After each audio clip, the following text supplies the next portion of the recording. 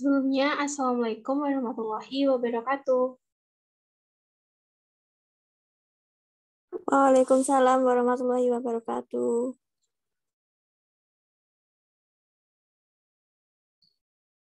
Pada pertemuan kita kali ini, yaitu kita akan membahas tentang sistem pernafasan pada manusia.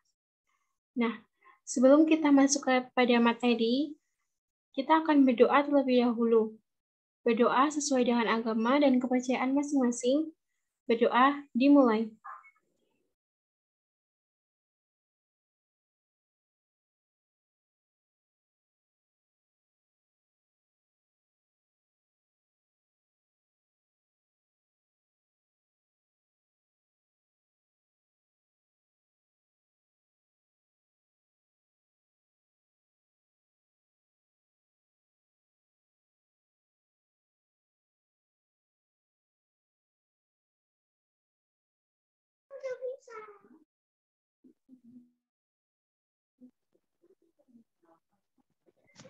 Baik, berdoa selesai. Selanjutnya yaitu dilanjutkan dengan presensi dengan menuliskan nama lengkap pada kolom chat Zoom meeting pada siang hari ini.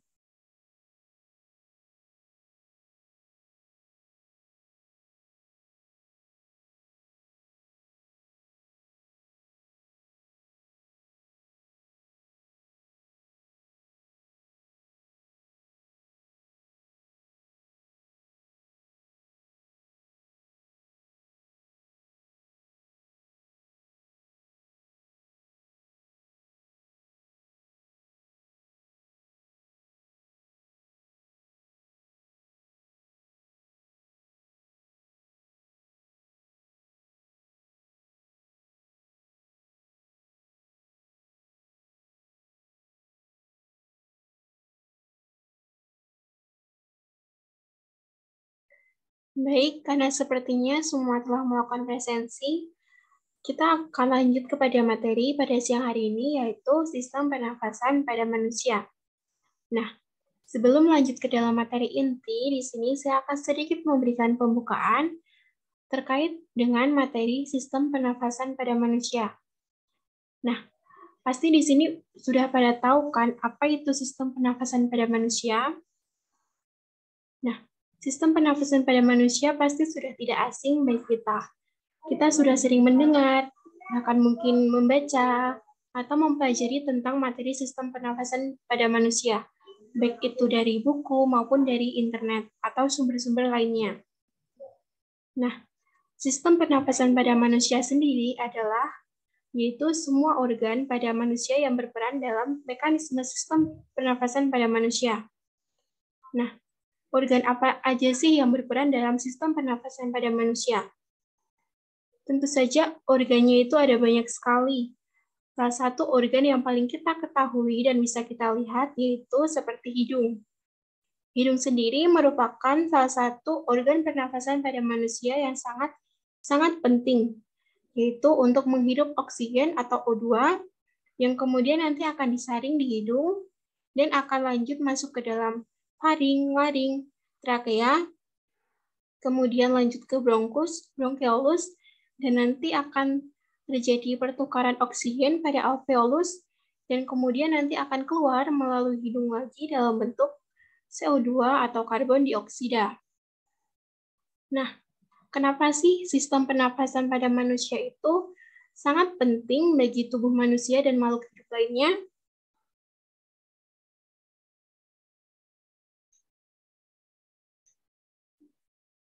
Sistem pernapasan pada manusia sangat penting karena dapat membantu tubuh untuk menyerap oksigen dari udara atau dari lingkungan dan membuang gas sisa seperti karbon dioksida dari darah dengan dukungan oksigen. Seluruh organ pada tubuh manusia dapat berfungsi dengan normal.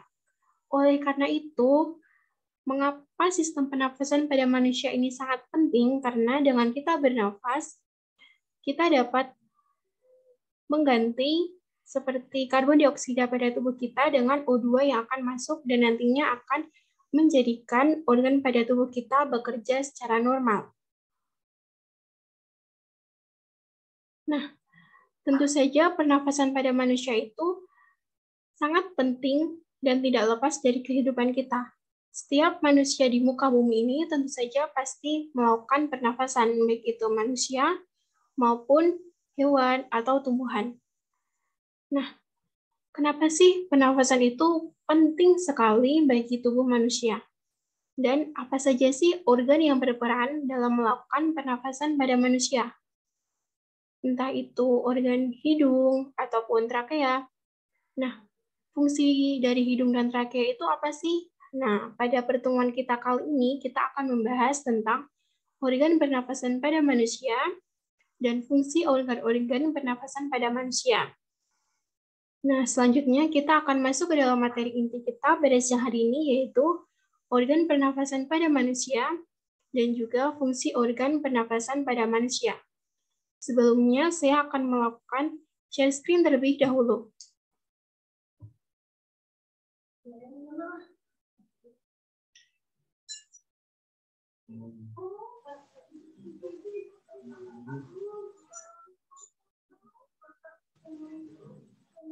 Baik, apakah sudah terlihat?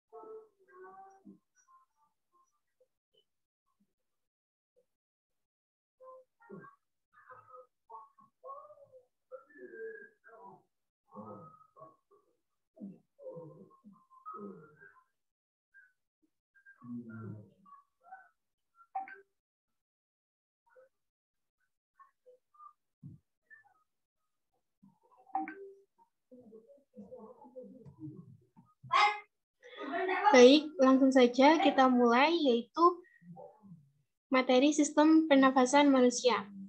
Jadi, pada siang hari ini, subbab yang akan kita bahas yaitu tentang struktur dan fungsi organ pernafasan pada manusia.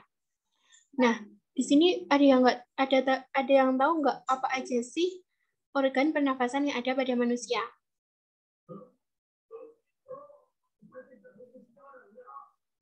Saya Bu izin menjawab.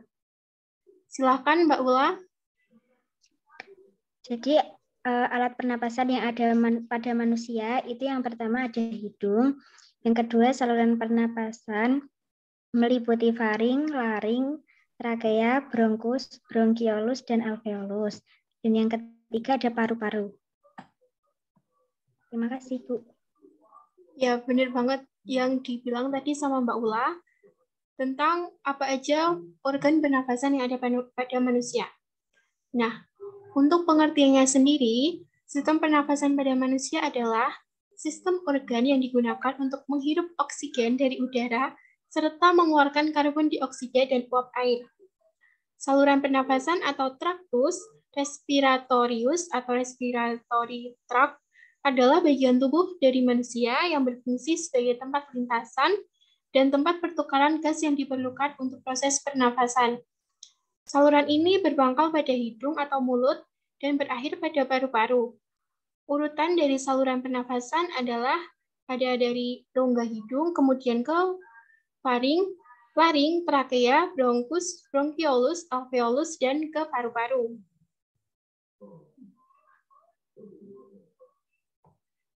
Untuk organ dari pernafasan, yang pertama ada rongga hidung. Rongga hidung berlapis selaput lendir, yaitu berfungsi untuk menangkap benda asing yang masuk lewat saluran pernafasan. Di dalamnya terdapat beberapa struktur penyusun, seperti yang pertama ada kelenjar minyak atau kelenjar sebasea. Terus yang kedua ada kelenjar keringat atau kelenjar sudorifera. Yang ketiga ada rambut pendek dan tebal yang berfungsi menyaring partikel kotoran yang masuk bersama udara. Dan yang keempat ada konka yang mempunyai banyak kapiler darah yang berfungsi menghantarkan udara yang masuk sebagai heater. Nah, dapat dilihat di gambar di samping, di sini ada tulang hidung, terus ada serabut saraf pembau atau olfaktori, Terus ada rongga hidung, ada silia saraf pembau, dan ada serabut saraf untuk otak.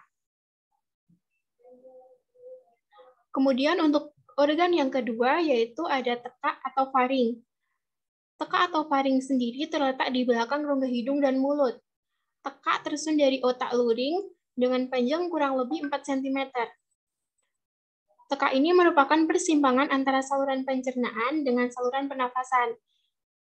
Nah, jadi letak dari tekak atau faring ini ada di belakang dari rongga hidung. Untuk organ yang selanjutnya yaitu ada laring atau pangkal tenggorokan. Nah, pangkal tenggorokan atau laring ini terdapat sebuah katup yang disebut dengan epiglotis. Epiglotis ini berfungsi untuk mengatur jalannya makanan dan udara. Pernafasan sesuai dengan salurannya masing-masing. Di samping itu, pada pangkal tenggorokan terdapat pita suara yang merupakan organ penghasil suara pada manusia. Walaupun demikian, saraf kita akan mengatur agar peristiwa menelan, bernafas, dan berbicara tidak terjadi bersamaan, sehingga mengakibatkan gangguan kesehatan. Nah, jadi pita suara atau suara yang kita hasilkan itu berasal dari laring atau pangkal tenggorokan. Untuk organ yang selanjutnya yaitu ada trakea atau batang tenggorokan. Tenggorokan berupa pipa yang panjangnya kurang lebih 10 cm. Terletak sebagian di leher dan sebagian di rongga dada atau toraks. Dinding tenggorokan tipis dan kaku, dikelilingi oleh cincin tulang rawan. Pada bagian dalam rongga terdapat epitel bersilia. Silia-silia ini berfungsi menyaring benda-benda asing yang masuk ke dalam saluran pernafasan. Nah, dapat dilihat pada gambar di samping, di sini ada saluran pernafasan, kemudian ada laring, ada trakea, kemudian ada percabangan dari alveoli yaitu bronkus dan bronkiolus.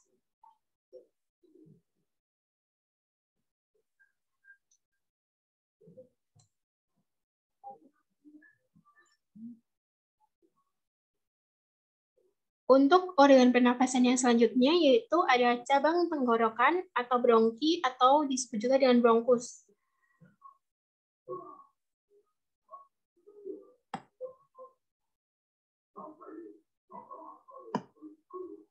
Jadi, batang tenggorokan merupakan saluran penghubung antara rongga hidung, rongga mulut, dan paru-paru. Dinding batang tenggorokan atau trakea tersusun dari cincin-cincin tulang rawan yang di dalamnya terdapat rambut-rambut getar atau yang disebut dengan silia, yang berfungsi untuk menyaring udara pernafasan. Cabang dari tenggorokan atau trakea ini bercabang menjadi dua bagian, yaitu bronkus kanan dan bronkus kiri. Struktur lapisan mucosa bronkus sama dengan trakea, hanya tulang rawan bronkus bentuknya tidak teratur. Dan pada bagian bronkus yang lebih besar, cincin tulang rawannya melingkari lumen dengan sempurna. Bronkus bercabang-cabang lagi menjadi bronkiolus. Nah, seperti pada gambar di bawah ini. Nah, di sini ada struktur dari bronkus dan bronkiolus pada manusia. Pada struktur bronkiolus, yakni terdapat ada arteri pulmonalis, kemudian ada vena pulmonalis, terus ada bronkiolus, ada otot polos, kapiler, dan ada alveolus. Kemudian yang selanjutnya itu ada alveolus.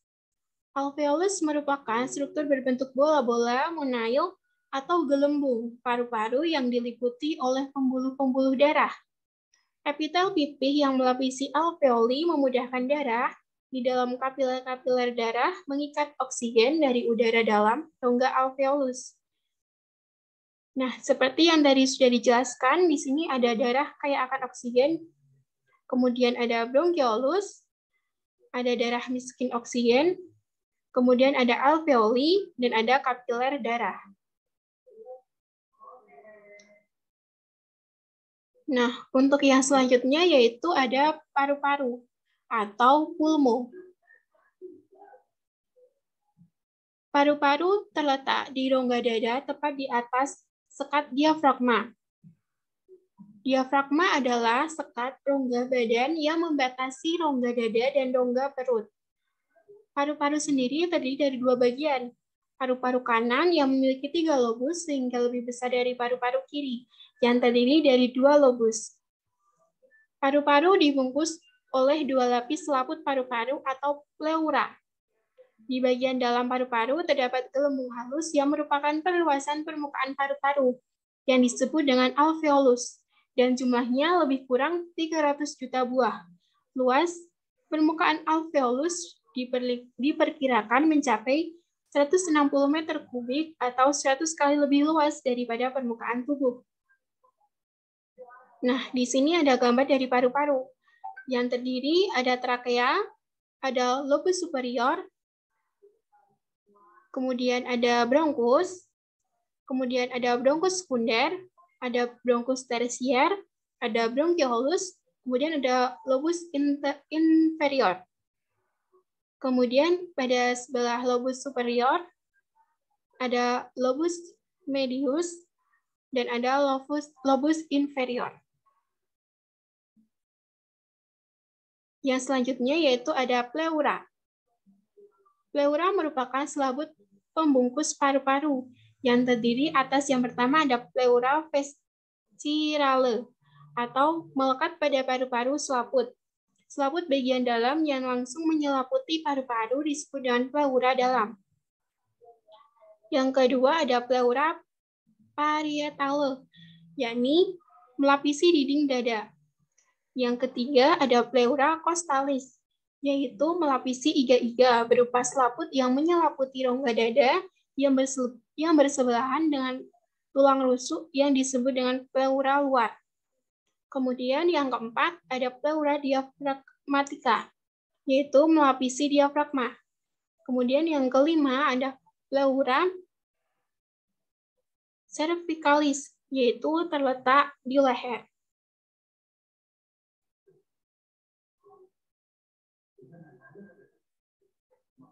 Nah, dari penjelasan yang tadi sudah dijelaskan dari PPT, untuk lebih memudahkan kalian dalam memahami organ pernafasan yang ada pada manusia, saya akan memperlihatkan video dari sistem pernafasan pada manusia dan organ-organ yang berperan di dalamnya.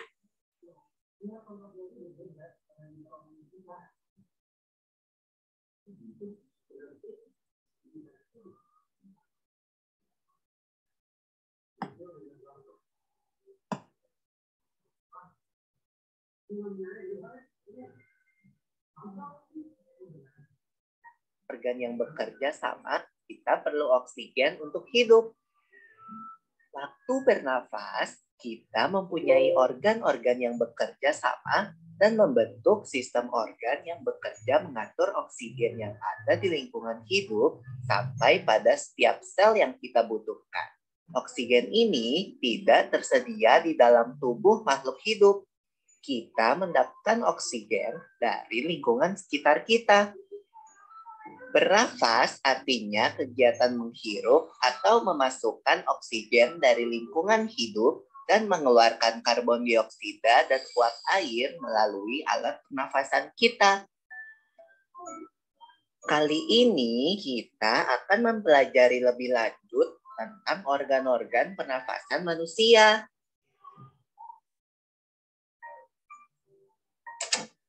Lula, kamu tahu enggak? Kalau alat pernafasan kita terdiri atas hidung, pangkal tenggorok atau laring, batang tenggorok atau trakea, cabang batang tenggorok atau bronkus, dan paru-paru.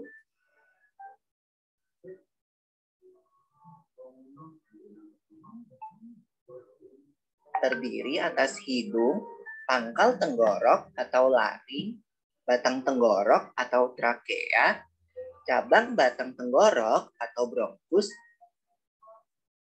dan paru-paru.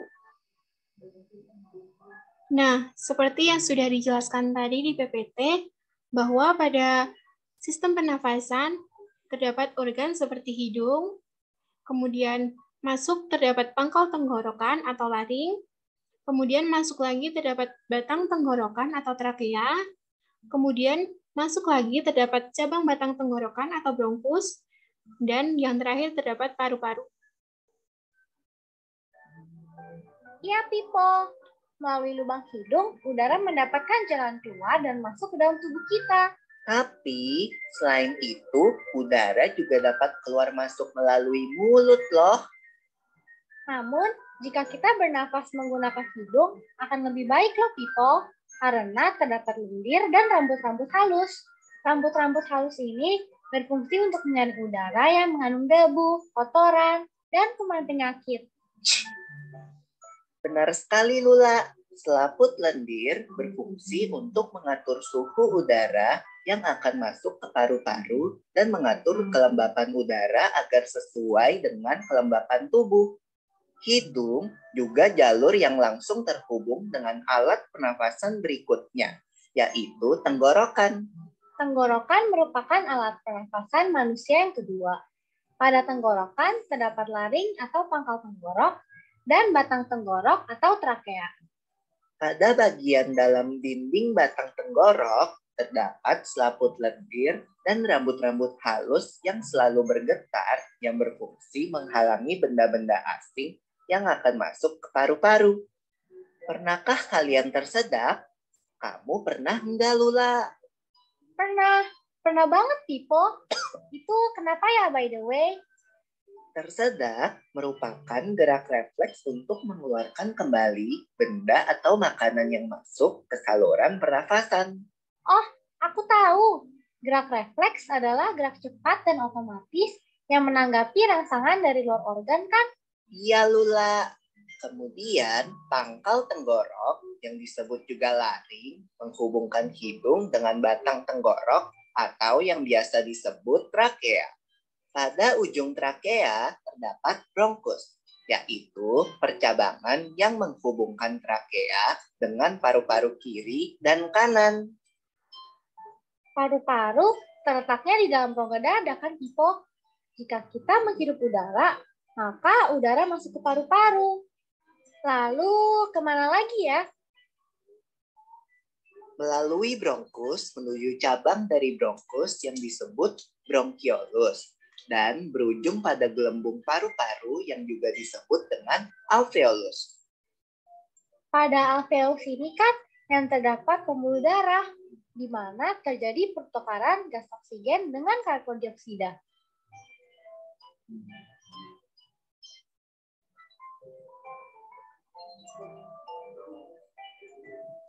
Well, people, tahu gak kalau sistem pernafasan kita terdiri dari dua, kan?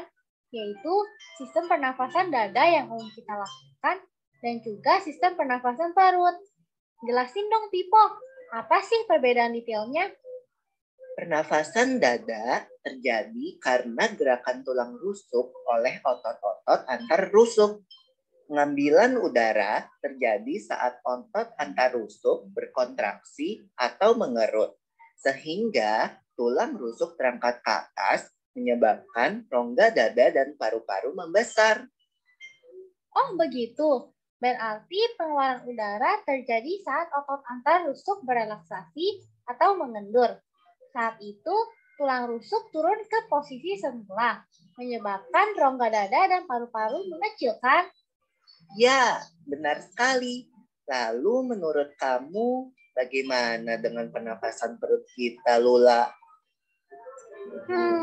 Aku belum yakin banget sih, Pipo. Jelasin dong. Pernapasan perut terjadi karena gerakan otot diafragma, yaitu sekat yang membatasi antara rongga dada dan rongga perut. Pengambilan udara terjadi saat otot diafragma berkontraksi.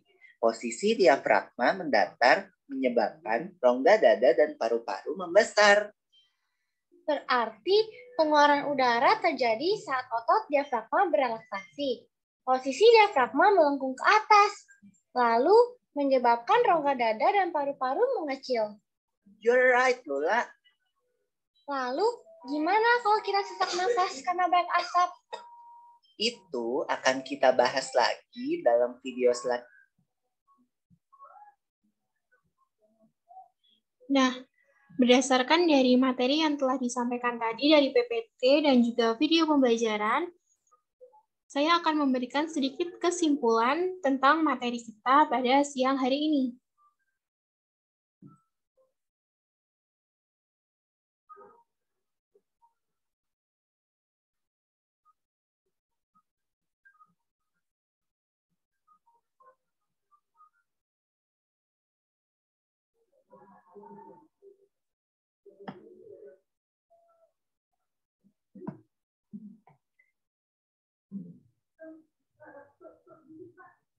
Nah, jadi kesimpulan atau rangkuman dari materi sistem pernafasan pada siang hari ini yaitu yang pertama, sistem pernafasan pada manusia adalah sistem organ yang digunakan untuk menghirup oksigen dari udara serta mengeluarkan karbon dioksida dan uap air. Dalam proses pernafasan, oksigen merupakan zat kebutuhan utama. Oksigen untuk pernafasan diperoleh dari udara di lingkungan sekitar. Kemudian yang kedua, yaitu alat-alat pernafasan berfungsi memasukkan udara yang mengandung oksigen dan mengeluarkan udara yang mengandung karbon dioksida dan uap air. Yang ketiga, yaitu tujuan proses pernafasan, yaitu untuk memperoleh energi. Pada peristiwa bernafas terjadi pelepasan energi. Kemudian yang keempat, jalannya udara pernafasan, yaitu udara masuk melalui lubang hidung, kemudian ke faring, kemudian ke laring, ke trakea, kemudian ke perjabangan trakea atau bronkus, kemudian ke perjabangan bronkus, yaitu bronkiolus, kemudian udara berakhir pada ujung bronkus berupa gelembung, yaitu alveolus. Kemudian yang terakhir yaitu paru-paru tersusun oleh bronkiolus, alveolus, jaringan elastik, dan pembuluh darah. Di dalam paru-paru, bronkiolus bercabang-cabang, halus dengan diameter kurang lebih 1 mm. Dindingnya makin menipis jika dibandingkan dengan bronkus.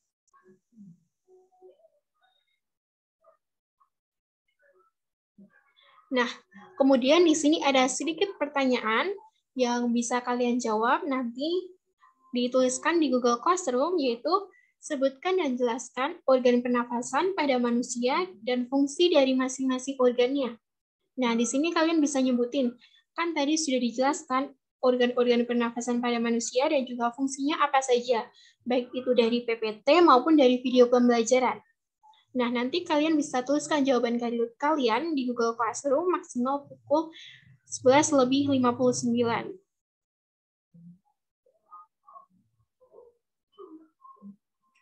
Nah, kurang lebih seperti itu penjelasan materi kita pada siang hari ini, yaitu berkaitan dengan sistem pernafasan pada manusia.